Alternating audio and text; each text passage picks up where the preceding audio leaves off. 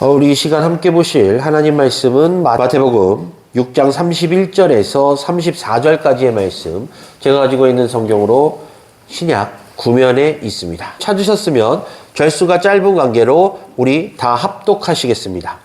그러므로 염려하여 이르기를 무엇을 먹을까, 무엇을 마실까, 무엇을 입을까. 너희들이 구하는 것이라. 너희 아버지께서 이 모든 것이 너희에게 있어야 할 것을 아시느니라. 그런즉 너희는 먼저 그의 나라와 그의 의를 구하라. 그래야면 이 모든 것을 너희에게 더하시리라. 그러므로 내일을 위하여 염려하지 말라. 내일은 내일이 염려할 것이요 한 날의 괴로움은 그날로 족하리라. 아멘. 제가 먼저 이 설교에 앞서서 우리 성도님들께 양해를 좀 부탁드리겠습니다. 이제 금요일 날도 말씀드렸는데요. 제가 감기가 좀 심해져서 병원을 갔더니 이제 부비동염 증세가 좀 있어가지고, 뭐 여러 가지 많은 치료도 받고 약도 먹었습니다. 그런데 이게 좀 오래 간다고 하더라고요. 그래서, 최대한 뭐 계속 진료받고, 약 먹고 있습니다. 그래서 오늘 목소리가 좀 탁하게 들리실 수도 있어요. 그렇기 때문에 우리 성도님들의 양해를 좀 부탁드리겠습니다. 오늘 본문 말씀은 우리가 함께 봉독한 이 말씀 가운데 어떻게 보면 그렇습니다. 염려, 근심, 걱정하지 말라라는 예수님의 이 말씀이에요. 그래서 이 말씀을 통해서 우리가 알 수 있는 것은, 그래, 우리가 이 세상을 사는 동안 어떠한 염려든지 근심이든지 걱정한다 한들, 우리가 그것에 속박되어 있다 한들 우리의 삶이 계속해서 평탄해질 수는 없다라는 것을 먼저 알게 되죠. 다시 말씀드려서 이 세상, 우리가 유한적으로 사는 이 세상 가운데 분명 우리가 기억해야 될 것은, 우리가 세상의 모든 염려, 근심, 걱정을 다 짊어지고 간들 우리들의 신앙과 우리들의 모습은 흐트러질 것이라는 것입니다. 따라서 하나님께서 우리들에게 주시는 말씀 가운데 거하면 우리는 그 말씀을 통해서 내가 가지고 있는 모든 것들을 다 내려놓을 수 있게 되고, 그 내려놓는 순간 우리는 하나님과의 직접적인 만남을 통해서 은혜를 받게 될 것이라는 말씀을 드리고 싶습니다. 그래서 우리가 성경을 좀 다시 찾아볼게요. 베드로후서 1장 1절에서 4절 말씀을 우리 함께 다시 찾도록 하겠습니다. 우리 이 찾으신 이 말씀을 좀 함께 합독했으면 좋겠습니다. 예수 그리스도의 종이며 사도인 시몬 베드로는 우리 하나님과 구주 예수 그리스도의 의를 힘입어 동일하게 보배로운 믿음을 함께 받은 자들에게 편지하노니, 하나님과 우리 주 예수를 알므로 은혜와 평강이 너희에게 더욱 많을지어다. 그의 신기한 능력으로 생명과 경건에 속한 모든 것을 우리에게 주셨으니, 이는 자기의 영광과 덕으로서 우리를 부르신 이를 알므로 말미암으니라. 이로써 그 보배롭고 지극히 큰 약속을 우리에게 주사 이 약속으로 말미암아 너희가 정욕 때문에 세상에서 썩어질 것을 피하여 신성한 성품에 참여하는 자가 되게 하려 하셨느니라. 아멘. 제가 오늘 본문을 통해서 아까 말씀드린 대로 우리가 세상 모든 염려, 근심, 걱정을 우리가 늘 짊어지고 가지 말아야 된다라고 말씀드렸잖아요. 우리가 그것들을 짊어지고 가는 순간 아까 말씀드린 대로 우리의 삶은 피폐해질 뿐입니다. 그런데 오늘 조금 전에 함께 봉독한 이 본문 말씀을 보면 베드로가 너희들이 예수 그리스도를 그리고 하나님을 알아가면 알아갈수록 은혜를 받게 될 것이다 라고 말씀하고 있어요. 우리 성도님들 기억하시겠지만 2020년도에 무슨 일이 있었죠? 2020년도에 코로나 바이러스가 전 세계에 퍼지기 시작했습니다. 저는 그 당시에 뉴질랜드에 있었는데 이제 저와 제 아내가 TV를 보면서 정말 깜짝 놀랐어요. 저는 전 세계가 다 멸망하는 줄 알았어요. 왜냐면 이제 한국 뉴스를 보잖아요. 한국 뉴스를 보면 무슨 마스크를 사려고 막 줄을 엄청 길게 쓰고, 뭐 또 다른 나라 뉴스를 보면 산소가 부족해서 산소통을 훔쳐가고, 산소가 부족해서 막 죽는 사람들도 막 속출하고, 정말 나라가, 전 세계가 멸망하는 줄 알았습니다. 그런데 뉴질랜드는 그 당시에 아주 방역을 잘해서 코로나 청정국이라는 그런 이름을 얻은 것처럼 저희들은 마스크 안 하고 살았거든요. 물론 나중에 했지만. 그래서 참 걱정, 근심 이런 것들이 많았습니다. 야, 대한민국 멸망하면 어떡하지? 우리 가족들 어떡하지? 우리 교인들 어떡하지? 이런 생각을 했었죠. 그런데 이제 뭐 코로나가 막 발병하고 좀 시끄럽다가 조금씩 잠잠해지는 가운데 2020년도에 우리나라에 대한민국에 찬양 한 곡이 발표됐습니다. 그 찬양은 우리 성도님들이 지금도 아마 즐겨 부르실 거예요. 손경민 목사님의 은혜라는 곡입니다. 이 은혜라는 곡의 가사를 보면 내가 누려왔던 모든 것들이, 내가 지나왔던 모든 시간이, 내가 걸어왔던 모든 순간이 당연한 것이 아니라 은혜다라고 고백하고 있습니다. 그러면서 모든 것이 은혜, 한없는 은혜, 내 삶에 당연한 건 하나도 없었던 것을 모든 것이 은혜였다라고 고백하고 있습니다. 나의 모든 것이 다 하나님의 은혜였다라는 이 고백이 저는 우리 그리스도인들의 입에서 늘 언제나 항상 나와야 되는 고백이라고 생각을 합니다. 사랑하는 광운교회 성도 여러분, 성도는요 하나님의 은혜를 고백하며 살아가는 사람입니다. 그렇기 때문에 내가 무엇을 먹을까, 무엇을 마실까를 염려하기보다는 그럼에도 불구하고 하나님께서 나에게 주신 것을 만족하며 그 가운데서 하나님의 은혜를 찾고 살아야 된다는 것이죠. 성도가요, 하나님의 은혜를 찾는 사람들이라고 말씀드렸잖아요. 그래서 대표적으로 뭐가 있냐면 성도들은 자신의 자녀들의 이 은혜가 들어가는 이름을 많이 짓곤 해요. 은혜라는 이름도 많고 아니면 은혜의 뜻이 들어간 그런 이름들도 많은 것 같아요. 또 성도님들 가운데서 많은 은혜를 받기 위해서 노력하시는 분들도 분명 계십니다. 어떤 목사님이 말씀이 좋대. 그럼 거기 찾아가서 그 말씀을 통해서 은혜를 간구하기도 하고 또 서로 인사할 때 은혜 받으세요 라고 인사하기도 합니다. 또 설교나 기도, 찬양을 통해서 은혜를 받기도 하고 그 은혜를 놓치지 않고 간직하기 위해서 노력하기도 합니다. 오늘 본문을 보면요, 사도 베드로는 자신의 편지를 읽는 교인들에게 우리가 함께 봉독한 베드로 후서를 보면 사도 베드로는 자신의 편지를 읽은 교인들에게 인사하기를 은혜와 평강이 너희에게 더욱 많을지어다 라고 기원하고 있는 모습을 봅니다. 왜냐면요, 이 베드로가 쓴 편지를 읽는 교회, 그 대부분의 교회들은 하나님의 은혜와 평강이 당시에 절대적으로 필요했기 때문입니다. 우리가 역사적으로 보면요, 베드로가 편지를 쓸 당시는 이미 초대교회에 많은 환난과 고통이 있었던 시기입니다. 로마 제국은요, 황제를 섬기지 않는 기독교인들을 박해하기 시작했어요. 그러다 보니까 누가 나왔냐? 순교자들이 나오기 시작합니다. 또 순교자들이 나오다 보니까 많이 이제 혼란이 일어나게 되고 많은 기독교인들이 이 핍박을 피해서 여러 곳으로 퍼지게 돼요. 그래서 저번 설교 시간에 말씀드렸지만 이 순교가 일어나면서 많은 그리스도인들이 핍박을 피해서 여러 나라로 퍼지게 되는 순간 바로 복음이 전파되는 그러한 역할도 했다라고 말씀드렸잖아요. 그런데 지금 이 상황을 보게 되면 이 베드로의 편지를 받는 교회들은 이 핍박과 환난 가운데서 세상 말로 정신 못 차릴 정도로 많은 고통 가운데 있었다라는 것이죠. 그런데 거기다가 더욱더 큰 일은 바로 이 혼란한 틈을 타서 이단 사이비들이 교회 안에 침투했던 것입니다. 성도들이 예수를 믿어야 되는데 이단 사이비들을 믿기 시작해요. 그 현란한 말에 속아서 그들에게 넘어가고 있는 그런 상황이었던 것이죠. 그러다 보니까 이 베드로가 편지를 통해서 그 교회 성도들에게 너희는 두려워하지도 마. 너희는 불안해하지도 마. 너희들의 그 믿음을 더욱더 견고하게 해서 그 환난의 때를 이겨나가길 바래 라는 의미로 이 편지를 썼던 것입니다. 사랑하는 광운교회 성도 여러분, 제가 조금 전에 말씀드린 이 상황 가운데서 과연 교회가 필요했던 것은 무엇일까요? 교회가 가장 필요로 했던 것은 무엇일까요?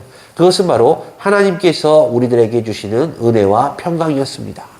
지금 우리와 같이 초대교회 성도들도 분명 무엇을 먹을까, 무엇을 마실까를 고민했었을 것입니다. 그런데 이 베드로의 편지를 보면 베드로는 그 모든 것들을 신경 쓰지 말고 오로지 너희들이 하나님을 알아가고 예수 그리스도를 알아가는 순간 너희들의 마음에 은혜와 평강이 임하게 될 것이다라고 말하고 있어요. 그러면서 이 전체적인 내용을 보면 너희들에게 은혜와 평강이 임하는 순간 너희들은 아무 염려 근심하지 않을 것이요 오로지 하나님의 은혜 가운데서 온전한 신앙생활을 하게 될 것이라고 말하고 있다는 것입니다. 자, 본문 베드로후서 1장 2절을 보면요. 베드로는 교인들이 은혜와 평강을 많이 누리기를 기원하면서 하나님과 우리 주 예수를 알므로 은혜와 평강이 너희에게 더욱 많을지어다 라고 말씀합니다. 이 말의 뜻은 성도들은 너희들이 하나님과 예수 그리스도를 더욱 알아간다라면 분명 그 알을 통해서 하나님의 은혜와 하나님의 영광과 하나님의 평강을 맛보게 될 것이다 라고 말하고 있는 것이죠. 제가 우리 성도님들께 질문 하나 드릴게요. 성도님들께서도 아마 이런 표현 많이 쓰셨을 텐데 은혜 받았습니다. 이런 표현 쓰시죠. 은혜 받았습니다라는 표현을 성도님들은 언제 쓰시나요? 성도님들께서는 나 은혜 받았습니다 라는 표현 언제 쓰세요? 잘 안 쓰세요? 잘 안 쓰시는 거예요? 제가 저쪽에 이제 부교육자 생활할 때 설교 거기는 부교육자가 많으니까 이제 순차적으로 돌아오잖아요. 제가 설교를 하면 꼭 끝까지 찾아오셔가지고 설교에 은혜 받았습니다라고 하시는 어르신들이 계셨어요. 장년들이 아니라 어르신들이 계셨습니다. 그래서 제가 어느 날 여쭤봤어요. 아니, 우리 권사님, 왜 제 설교가 그렇게 은혜가 됩니까? 제가 정말 명설교를 하고 있습니까? 라고 여쭤봤더니 그게 아니라 제 목소리 톤이 좀 높아서 잠이 안 온대요. 그러니까 제가 설교할 때 목소리 톤이 높다 보니까 다른 목사님들은 설교할 때 잠이 오는데 저는 잠이 안 온대요. 그래서 설교를 처음부터 끝까지 다 들을 수가 있어서 그게 은혜가 된답니다. 우리 성도들 기억하시나요? 제가 예전에 그 세대교회 소강성 목사님 한번 만나 뵀는데 소강성 목사님이 제 목소리 듣고 뱀장사 큰아들 목소리라고 얘기해서 제가 그때 깜짝 놀랐던 적이 있었는데 제 톤이 좀 높긴 해요. 우리가 은혜 받았습니다라는 표현을 쓸 때는 보통 내가 설교를 듣거나 아니면 찬양을 듣거나 할 때 내 마음이 움직였을 때, 내 마음이 감동되었을 때 우리는 은혜를 받았다라는 표현을 많이 쓰죠. 그렇기 때문에 보통 우리 은혜라는 표현은 설교나 찬양에 많이 나오는 내용이기도 합니다. 그런데 그리스도인들은 분명 알아야 됩니다. 이 은혜라는 것은 하나님과 예수 그리스도를 더욱 알아가면 알아갈수록 받는 것이 은혜예요. 그렇기 때문에 하나님과 예수 그리스도가 어떠한 분이신지 그분이 어떠한 일을 하고 계시는지를 알면 알수록 분명 우리 성도님들의 마음속에도 평강과 은혜가 넘쳐나게 된다는 것이죠. 따라서 오늘 이 시간에는요. 우리가 어떻게 해야 하나님께서 주시는 더 많은 은혜와 평강을 누릴 수 있을 것인가에 대해서 함께 좀 상고해 보고자 합니다.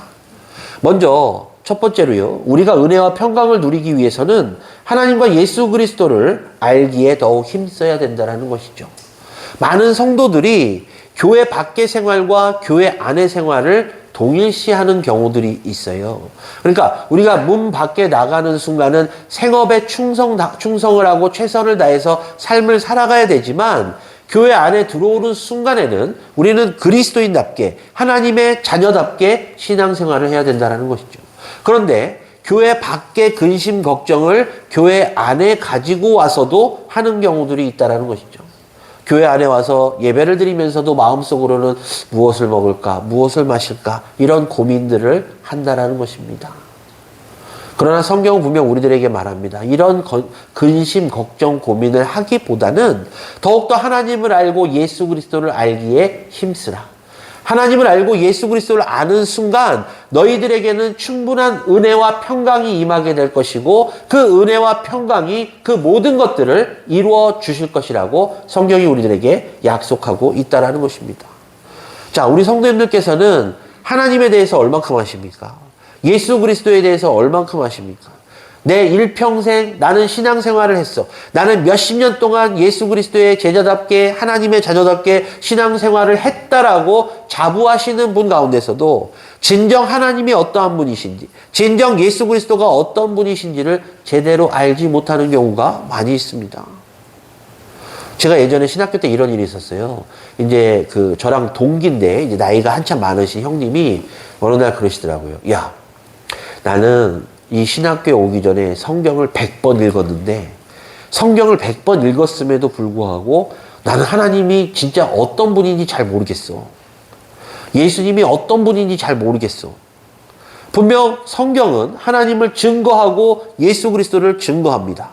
그런데 왜 그분은 성경을 100번이나 읽었는데도 하나님이 누구신지 예수 그리스도가 누구신지 잘 몰랐을까요? 우리는 분명 기억해야 됩니다. 성경이 우리들에게 증거하는 하나님, 증거하는 예수 그리스도, 분명 우리들이 알고 있는 하나님과 예수 그리스도는 이 성경에서 알려준 그대로일 겁니다. 그런데 중요한 것은요, 이 성경에 기록된 것보다 더 하나님의 은혜, 더 큰 하나님의 평강이 있다라는 사실입니다. 보세요. 우리가 성경을 지식으로만 알게 되면요, 분노의 하나님, 질투의 하나님, 그리고 무서운 하나님으로 알 수도 있습니다. 그런데 우리 하나님은 기본적으로 어떤 하나님이시냐? 사랑의 하나님, 인자의 하나님이시잖아요. 우리가 그것을 성경을 통해서, 말씀을 통해서 알지만 또한 체험을 통해서 압니다. 내가 하나님께 간절한 마음으로 기도할 때 하나님께서 그 기도 제목을 응답해 주시면, 아, 우리 하나님은 나와 함께 하시는 하나님이시오, 사랑의 하나님이시오, 내가 필요할 때 찾는, 그리고 찾을 때마다 응답해 주시는 은혜의 하나님이시구나 라는 것을 체험하게 되잖아요. 그렇기 때문에 우리는 하나님을 알아가려고 노력해야 됩니다. 이건 신앙의 연수가 중요한 게 아니에요. 내가 60평생, 70평생을 하나님을 믿고 예수님을 믿었다 할지라도 내가 진정 하나님을 온전히 알지 못하고 예수 그리스도를 온전히 알지 못한다면 그것은 죄송한 말씀이지만 하나님과 예수 그리스도를 잘 알지 못하는 것이에요. 베드로는요, 성도들이 하나님과 예수 그리스도를 많이 알아가면 알아갈수록 은혜와 평강이 많아지게 된다라고 이야기합니다. 평강이 한 번만 있는 것이 아니라 계속해서 지속적으로 있게 된다라는 것이죠. 아마 사람들 모두가, 이 세상에 있는 모든 사람들이 다 인생의 평탄함을 원할 겁니다. 인생이 굴곡 있고 질곡 있는 삶을 원치 않아요. 그런데 성경은 분명 너희들이 하나님을 알고 예수 그리스도를 계속해서 알아가면 알아갈수록 너희들의 삶에는 평강이 있게 될 것이라고 이야기합니다. 뿐만 아니라 거기에 덧붙여서 은혜도 넘쳐나게 될 것이라고 말하고 있다는 것이죠. 그렇기 때문에 우리들은 분명히 기억해야 됩니다. 은혜와 평강이 넘치기 위해서는 우리들은 늘 하나님을 알아야만 되고 예수 그리스도를 알기에 노력해야 한다는 것입니다.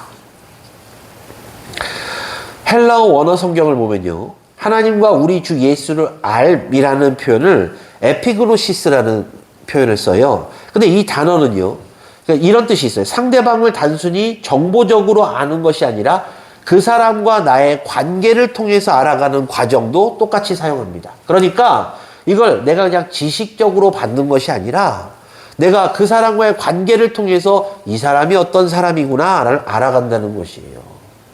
제가 늘 말씀드리잖아요. 우리가요, 이 책으로 얻는 지식, 당연히 중요하죠. 책으로 얻는 지식을 통해서 우리가 학교를 다니는 이유가 지식을 얻고 또한 그것을 통해서 상급 학교로 진학하기 위함이잖아요. 그런데 우리가 이 사회와 틀리게 교회는요, 우리가 말씀을 통해서 하나님의 어떠한 분이신지 아는 이 지식도 중요하지만 하나님을 체험함으로 하나님의 어떠한 분이신지를 알아가는 것도 중요하다는 것입니다. 우리가 기도 왜 합니까? 하나님께서 기도의 응답을 해주시기 때문에, 해주실 것을 믿고 있기 때문에 기도하는 거잖아요. 그런데 내가 일평생 하나님께 기도했는데 단 한 번도 기도의 응답이 없었다. 그럼 그분은 과연 하나님을 온전히 믿을 수 있을까요? 그런데 우리가 생각해 보면 내가 지금까지 기도한 것들 중에서 하나님께서 응답해 주신 것이 있습니다. 그렇기 때문에 우리는 하나님을 체험했다라고 말하고 그 체험하신 하나님을, 아, 내가 이렇게 기도했더니 하나님께서 응답해 주시는구나 라고 체험을 통해서 우리가 이렇게 관계를 맺어가게 되는 것이죠. 사랑하는 광원교회 성도 여러분, 베드로가요, 이러한 단어를 쓴 이유가 있어요. 그거는 자신의 경험 때문이었어요. 우리가 베드로가 어떤 사람입니까? 베드로 어떤 사람이죠? 예수님의 12제자 중에서 자타가 공인하는 수제자였어요. 그렇죠? 그러니까 베드로는 예수님의 부르심을 받는 순간부터 예수님께서 부활 승천하시는 순간까지 대략 3년이라는 시간을 함께 했다라는 것입니다.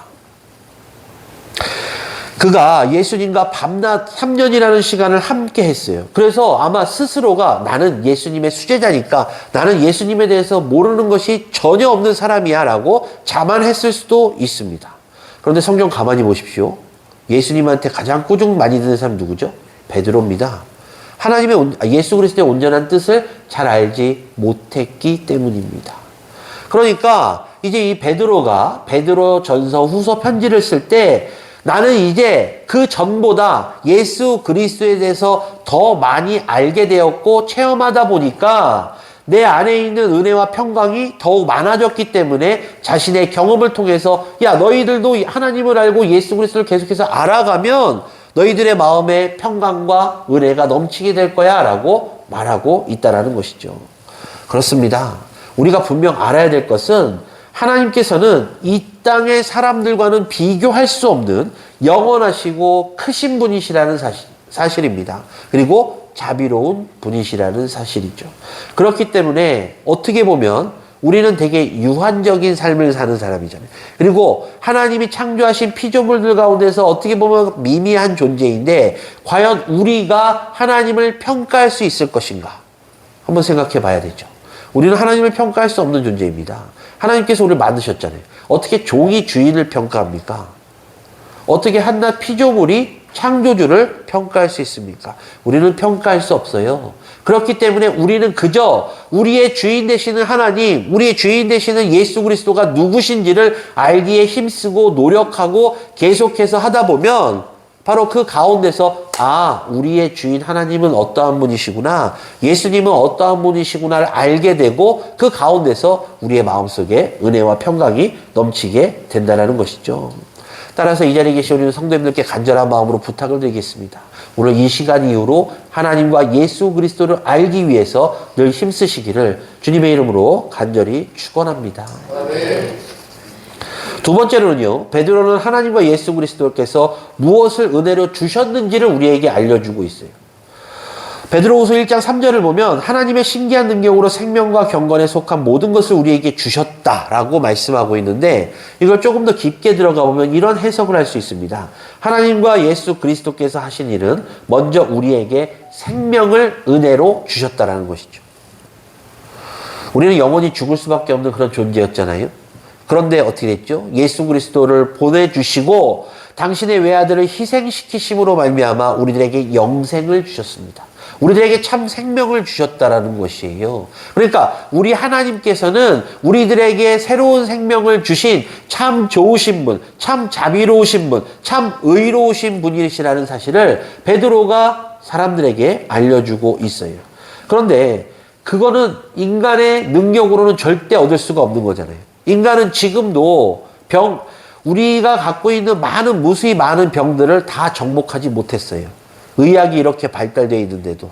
그런데 하나님께서는 그 모든 것들을 치료할 수 있는 은혜, 능력이 있는 분이시라고 베드로는 말하고 있는 것이에요. 우리는 하나님을 믿고 예수 그리스도를 믿음으로써 무엇을 얻었나요? 영생을 얻었습니다. 영원한 삶. 우리가 지금 이 땅에서 사는 동안 이 육신적인 삶이 끝난 이후 우리는 영원한 삶을 살기 위해서 천국에 입성할 수 있는 자격을 하나님께서 주셨다라는 것이죠. 그것이 바로 은혜입니다. 아까 제가 서두에 말씀드린 대로 모든 것이 은혜인데 하나님께서 우리들에게 주신 그 은혜 가운데서 가장 큰 은혜가 바로 영생을 주셨다라는 것이죠. 하나님을 알지 못하고 예수 그리스도를 알지 못하는 사람들은 죽음 이후에 아무것도 없다라고 이야기를 해요. 그런데 하나님을 믿고 예수 그리스도를 믿는 사람들은 죽음 이후에 우리가 심판을 받고 지옥과 천국으로 나눠지게 된다라는 사실을 잘 알고 있어요. 그런데 우리는 이미 예수 그리스도를 믿고 있는 사람들이잖아요. 그렇다는 것은 우리가 영생을 받은 사람들이라는 사실을 알고 있다는 사실입니다. 그런데 왜 우리의 신앙의 모습 가운데서, 우리들의 삶의 모습 가운데서 어떻게 보면 무신론자들, 하나님을 믿지 않는 사람들과 같은 모습이 보이게 되는 것일까요? 우리의 믿음이 온전하지 못하기 때문입니다. 우리들은 분명 기억해야 됩니다. 우리들이 이 땅에서의 육신의 삶이 끝난 이후 우리는 분명 천국에 입성할 자격을 가진 사람들이라는 사실을. 그런데 이 말을 뒤집으면 지옥에 갈 수도 있다는 것이에요. 우리가 이 땅을 사는 동안 어떻게 하나님께 더욱더 큰 은혜를 받고자 노력할 것인가? 하나님께서 우리에게 주신 그 은혜를 놓치지 않고 계속해서 유지해 나갈 것인가? 그것은 성도님들의 모습에 달려있다는 것이죠. 요즘 들어서 말씀드리잖아요. 목회자는 하나님이 어떠한 분이시고 예수님이 어떠한 분이시고 어떻게 삶을 사셔야만 됩니다라고 이야기하는, 세상적으로 말하면 죄송한 말씀이지만 가이드 같은 사람이에요. 하나님께서 저를 구원하실 수 있고 성도님들을 구원하실 수 있지만 제가 성도님들을 구원 못하잖아요. 즉 스스로의 신앙과 스스로의 믿음을 통해서 하나님께 확증하고 그 확증을 통해서 받은 구원으로 천국에 입성하시는 겁니다. 그러니까 제발 간절한 마음으로 부탁드리겠습니다. 그리스도인답게, 그리고 하나님의 자녀답게, 그리고 하나님의 충성된 직분자들답게 삶을 사시기를 주님의 이름으로 간절히 축원합니다. 우리가 받은 영생은 거저 받은 것이 아니에요. 하나님께서 당신의 아들 예수 그리스도를 희생시키심으로 받은 은혜입니다. 당신의 아들을 희생시키심으로 받은 그 은혜, 그걸 우리에게 주셨는데 한번 생각해 보십시오. 내 자녀를 희생시킴으로 말미암아 다른 사람을 살린다는 것, 부모 입장에서 과연 쉬운 일일까요? 근데 하나님께서 하셨어요. 하나님께서 그렇게 하심으로 말미암아 온 인류를 구원해 주셨다는 겁니다. 이는 하나님의 정말 큰 은혜가 아니고서는 이루어질 수 없는 일이었다는 것이죠. 그렇기 때문에 우리들은 큰 은혜를 받았다는 것입니다. 이 받은 은혜 언제나 늘 간직하시기를 주님의 이름으로 간절히 축원합니다. 우리가요, 하나님과 예수 그리스도를 알기 전에는 어떻게 보면 세상 사람들과 동일한 삶을 살아도 그런가 보다 하고 살아갈 수 있었던 존재들입니다. 그런데 지금 이 자리에 계신 성도님들은 하나님이 누구신지 예수님이 누구신지를 어느 정도는 다 알고 계시는 분들이잖아요. 그러다 보니까 내가 참된 신앙인답게 하나님께서 주신 믿음을 가지고 살아야지 라고 결단하신 분들이잖아요. 그렇다면 우리가 이 땅에서의 삶이 다 끝난 후 과연 우리들은 어디로 갈까? 저 천국으로 가겠지? 저 천국, 그 나라에 우리가 속해야 되겠지? 라는 믿음의 결단이 분명 있어야 될 것입니다. 신약 성경을 보면 사도 바울 있잖아요. 이 사도 바울이 회심하기 전에는 정말 그리스도인들의 적이었습니다. 예수 그리스도를 믿는다는 이유만으로 잡아다가 옥에 가두고 막 그랬던 사람이잖아요. 근데 그가 예수 그리스도를 만나고 회심하는 순간 어떻게 됐죠? 예수 그리스도를 증거하는 사람으로 바뀌었습니다. 그가 예수 그리스도를 만나서 회심하고 예수 그리스도를 증거하는 그 모습들 가운데서 그가 이야기하는 게 뭐죠? 바로 복음입니다. 그 복음을 받아들이는 순간 우리는 저 천국, 그 나라에 속한 백성이라는 것을 분명 세상 사람들에게 증거하고 있어요. 그리고 그 복음을 받아들인 사람은 저 천국의 백성으로서의 삶을 살게 된 것입니다. 사랑하는 광역교회 성도 여러분, 저는 이 자리에 계신 우리 성도님들께서 어떻게 신앙을 처음에 받아들이셨는지 잘 알지 못해요. 내가 태어나 보니까 우리 집안이 모태신앙이어서 신앙을 갖고 계신 분들도 계실 수도 있고, 내가 중간에 하나님을 만나고 예수 그리스도를 영접해서 지금 신앙생활을 하고 계시는 분들도 계실 줄로 압니다. 그런데 중요한 것은요, 처음이든 중간이든 그게 중요한 것이 아니라 바로 현재 지금입니다. 지금 내가 하나님의 온전한 자녀답게 살고 있는지, 지금 내가 예수 그리스도의 제자답게 살고 있는지, 지금 내가 하나님께서 주시는 그 은혜와 평강을 맛보고 있는지, 지금 내가 예수 그리스도의 제자로서 정말 예수 그리스도의 마지막 지상명령을 잘 준행하고 있는지, 그 모습들을 우리가 돌아보고 살펴보아야 할 것입니다. 사랑하는 광역교회 성도 여러분, 저는 이 자리에 계신 우리 광역교회 모든 성도님들께서 다 은혜와 평강이 넘치시기를 간절한 마음으로 소망합니다. 지금 이 자리에 앉아서도 내가 무엇을 먹어야 되지, 무엇을 마셔야 되지, 이런 고민, 걱정을 하는 것이 아니라 이 자리에 앉는 순간 하나님께서 우리들에게 조명해 주시는 그 은혜로 말미암아 내가 이 자리에서 찬양하는 것이 기쁘고 말씀을 듣는 것에 은혜를 받는 그런 믿음의 성도들이 다 되시기를 정말 간절한 마음으로 소망합니다. 그러기 위해서 우리는 어떻게 될 것인가? 바로 하나님을 잘 알아야 되고 예수 그리스도를 잘 알기 위해 힘써야 된다는 것이죠. 그것은 바로 우리들의 신앙생활의 모습을 알려주고 있다는 것입니다.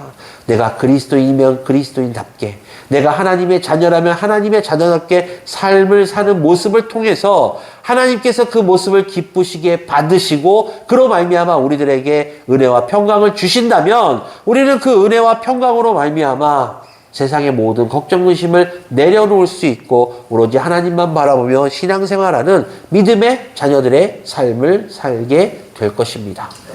말씀을 정리할게요. 모든 것이 은혜였습니다. 지금까지 내가 여기까지 올 수 있었던 모든 것이 하나님의 은혜였습니다.